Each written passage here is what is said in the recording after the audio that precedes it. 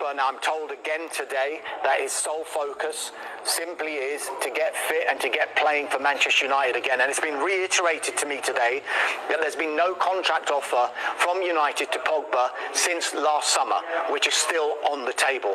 There were talks in the media over the weekend about a £500,000 a week contract. I've been told that that's categorically untrue. So it's increasingly likely, as it stands, that Pogba will probably leave the decision on his future until the summer. And that means staying at United is still an option. No, well, that's what I was going to say to you. Has a player ever run his contract down and then signed a new one? Well, you mentioned the words run his contract down. That's one way of putting it. Another... I'm going to put myself out there and go to Nottingham Forest and try and make a career for myself and better myself there, and he's doing a wonderful job. Does it not help Manchester United when you've got players doing so much better having left the club, the likes of Anthony Elanga, Marcus Rashford, even Anthony in Spain, Martin? Does that reflect badly? Well, okay. Rashford has gone there. He's been allowed. I was surprised, I must admit, that Manchester United would allow him to go out and go to Aston Villa, competitors, really.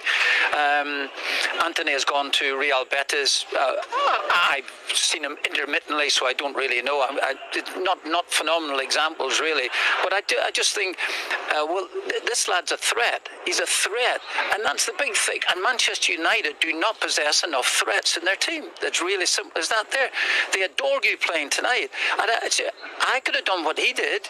You know, he's got the ball, he's wide left-hand side. You're saying, come on, your job is to take players on. Come on, get at players. He's laid it inside 3 times in the first 10 minutes of the second half to the opposition. He's given the ball. So either no confidence, I don't know what it is, but these type of things are just all over the field at Manchester United. They've got some really good players. Obviously, Bruno Fernandes is a top quality player.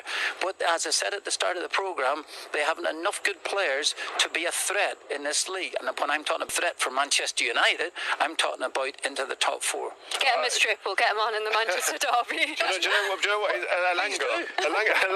Elanga, I think it was the old regime that let him go. I think under this regime... First one onto the training ground, and he was the last one to leave.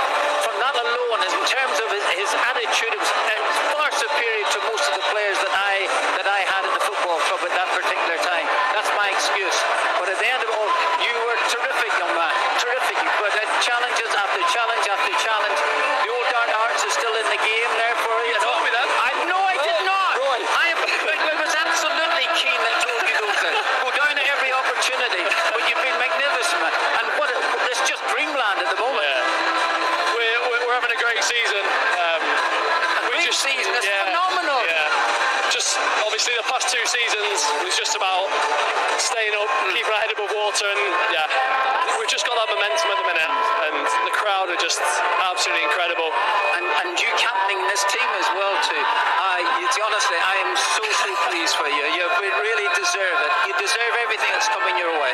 Thank you so much. I really appreciate it. That's just for all the young footballers. It's just you just got to stick with it and just be your best every single day. You've had some journey, haven't you, Ryan? What does it mean to hear that from Martin? Yeah, he's the man who gave me my chance to put on the red shirt for the first time, and as I said at Leicester, I need you here every week. You know what? We have lots of this, Jules. I've been 4 times now at live football matches with him, and he's been interviewed 3 of the 4 times because he's been terrific, really, in the game. But that's all the praise I'm giving you. That's enough second fancy for tonight. You didn't give me that in 6 months. That's a very good point. I tell you what, pretty much everyone was going to give you man of the match tonight, but Ali McCoy's gave it to Anthony Elanga. What a goal! Apparently I got an assist for that. I headed it on the 6-yard box. Take it. He deserves it. I think his work rate off the ball, like that side of his game's come on no end, and he's just a dream for a midfielder, especially us sitting in that mid-low block on the transitions. You can just give him the ball and he does the rest. What about your game as well? Because you're a bit of an unsung hero in this Forest team, but these Forest fans, they absolutely love you. I don't mind that one bit. It's all about putting the team first. Whatever I can do, what any of us can do, we always, whether we're starting on the bench, just put the team before yourself. That's our philosophy that the manager instills in us. You're 10 points clear of 6th place Newcastle now. How close does Champions League football feel? Because you weren't even born the last time Forest played in Europe. I don't want to say because football is so cruel. You know, we've got the cup to focus on. We've got the league. We know how, you know, we're playing. We're at Villa Park on Saturday, and they're absolutely flying at the minute. So yeah, we'll just take each game as it comes. But the more wins we can get, the better. They've surely got it now, Martin, haven't they? Well, he can't say it obviously, but they're in a fantastic position at this